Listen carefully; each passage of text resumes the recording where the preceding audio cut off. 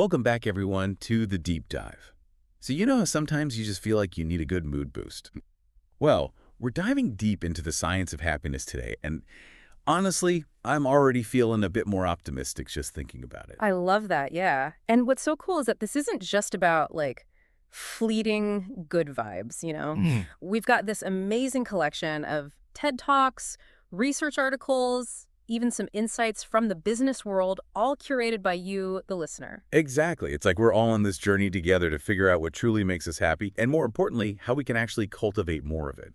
And whether you're looking to just, I don't know, feel a little bit more content in your daily life, perform better at work, or even like up your game in your athletic pursuits, I think there's something here for everyone. Absolutely. And maybe even a little bit of myth busting along the way, because like Nova Psychology points out, happiness isn't just one thing, right? Yeah, they make that distinction between, what is it, hedonic and eudaimonic well-being. Exactly. Hedonic is all about those good feelings, those bursts of pleasure, those enjoyable moments. But eudaimonic well-being, that's about having a sense of meaning in your life, feeling a sense of purpose, and experiencing that really satisfying feeling of personal growth. So lasting happiness, it's not just about chasing those temporary highs. It's also about actively building a life that feels deeply fulfilling and in alignment with your values. Right, so it's like both those fleeting good times, but also that deeper sense of purpose. And it's interesting because Dan Gilbert's TED Talk really challenges some of our assumptions about where happiness actually comes from. Oh, yeah, totally. He doesn't mince words. Hmm. He goes straight for this idea that we tend to think external factors are like the be all and end all of our happiness levels. Like, if only I had this or if only I could achieve that, then I'd finally be happy. Right, that if-only trap. Exactly. And he says, nope, not so fast. He introduces this super interesting concept called the psychological immune system. Oh. Yeah, the psychological immune system. And it's kind of like it sounds. Just like our physical immune system protects us from illnesses and keeps us healthy, Gilbert argues that we have this incredible, often underestimated ability to synthesize happiness. Oh, so like even when things are tough, our brains can sort of find a way to like adjust. Precisely. Yeah. Even when life throws us those inevitable curveballs, our brains have this amazing way of helping us not just cope, but sometimes even genuinely thrive. It's pretty powerful when you think about it. It is. It's like we're more resilient than we might give ourselves credit for. For sure. And he makes this really striking comparison between lottery winners and individuals who've experienced paralysis. Oh, right. I remember that. And the point is, it's not like he dives into a ton of statistics, but the takeaway is that about a year later, their overall happiness levels aren't as drastically different as you might imagine. Yeah. It really throws into question how much power we give those external events. We tend to think those huge life changes, good or bad, will have this lasting monumental impact on our happiness. And while they certainly do in the short term, in the long run, it's often not as straightforward as we assume. Yeah. Okay, so if it's not all about the external stuff, then what is it about? That's where Sean Aker's work comes in. Oh, Aker is brilliant. He's the author of The Happiness Advantage, and his TED Talk on the subject is a must-watch, in my opinion. I agree. And he flips the script entirely, right? He does. He turns that whole work hard, achieve success, then be happy formula completely on its head. He's like, what if it's the other way around? And he calls it the happiness advantage. Right. That when we're in a positive state of mind, our brains actually function better, which in turn leads to greater success. And it's not just some vague idea. He backs it up with some pretty compelling data. Yeah, he's got the numbers to prove it. Exactly. Like, for example, did you know that when your brain is in a positive state, you can be something like 31% more productive? That's huge. Right. And get this, 37% better at sales. Wow. Okay, so this is like a real competitive edge we're talking about here. Big time. And even doctors, he found that they make diagnoses 19% faster and with greater accuracy when they're in a positive frame of mind. So it's not just feeling good for the sake of feeling good. It's about being more effective in pretty much every area of life. That's Aker's whole point. And think about it. How often do we tell ourselves, okay, once I get that promotion, then I'll finally relax and be happy, or once I finish this huge project, then I can finally enjoy life. Oh, all the time. Right. And the problem is that goalpost just keeps moving. We achieve one thing and then it's on to the next, and happiness always seems to be just out of reach. So then the question is, how do we cultivate that happiness now? Mm. Aker does give us some pretty concrete, actionable things to try. And it's not like we have to overhaul our entire lives, which is a relief. Right. It's actually pretty simple stuff, but the key is consistency. He suggests committing just 2 minutes a day for 21 days to some really specific activities, and that's enough to start rewiring those neural pathways, making happiness more of a default setting. Okay, I'm intrigued. What's first? Gratitude. It sounds simple, but it's powerful. Spend 2 minutes every day writing down 3 new things you're grateful for. So not just like, I'm grateful for my family, but like 3 specific new things each day. Exactly. It forces you to actually, look for those little things, appreciate the good stuff that's already present in your life. Then there's journaling, but it's not just any journaling. It's about focusing on a positive experience you've had within the past 24 hours. Really relive it, savor those good feelings. So really taking the time to like appreciate those good moments instead of just letting them fly by. Yes. And then, of course, there's exercise. Oh, got to get that work at it. It's not just about the physical benefits, though, right? Aker talks about how exercise literally changes your brain chemistry, releasing endorphins, reducing stress hormones, all of that good stuff. Okay, that makes sense. Meditation. And he's not talking about some, super intense, hour-long silent retreat. He's talking about taking even just a couple of minutes to focus on your breath, quiet the mental chatter, and just be present. Which, honestly, with all the distractions we have these days, feels almost like a superpower. Right. And finally, this one is my favorite, random acts of kindness.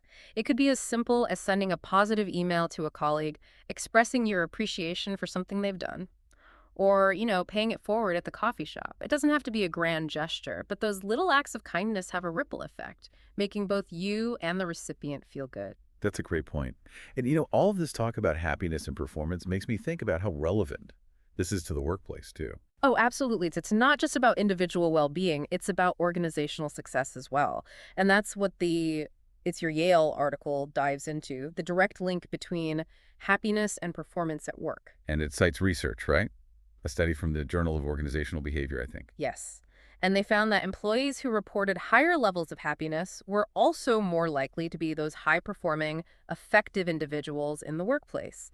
And they tend to share some common traits, like having a clear sense of direction, maintaining focus, engaging in positive communication, being fully engaged in their work, and approaching their tasks with a sense of optimism. So it's not just about like putting on a happy face at work. It's about those deeper elements of engagement and purpose. Exactly. And what's really insightful is that the article doesn't just point out the problem, it also offers some solutions, particularly for managers. Oh, right. Like how they can actually create a work environment that fosters happiness and, in turn, boosts performance.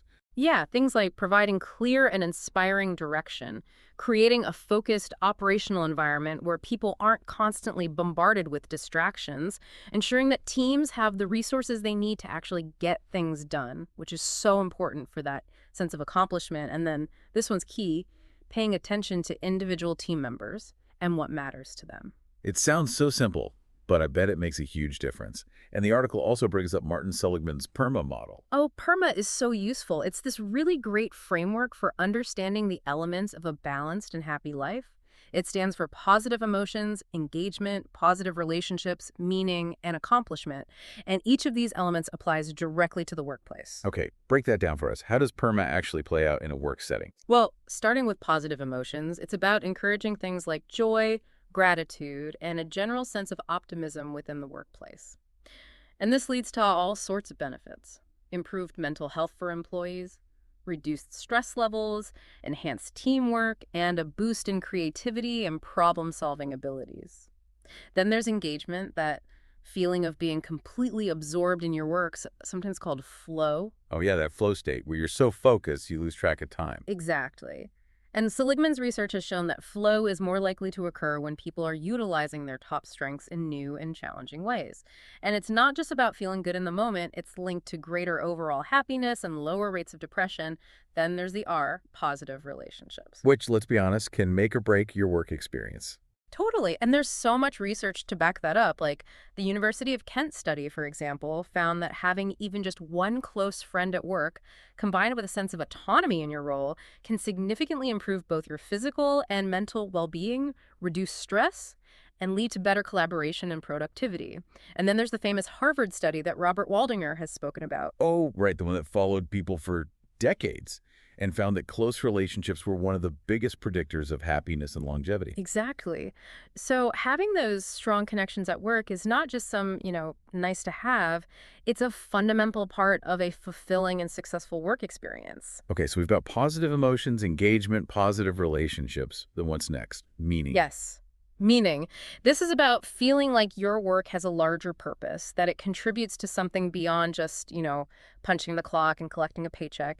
It's about being able to connect your daily tasks and responsibilities to your own core values and understanding how your organization makes a positive impact on the world. And when people find that sense of meaning in their work, I imagine that's incredibly motivating. Absolutely.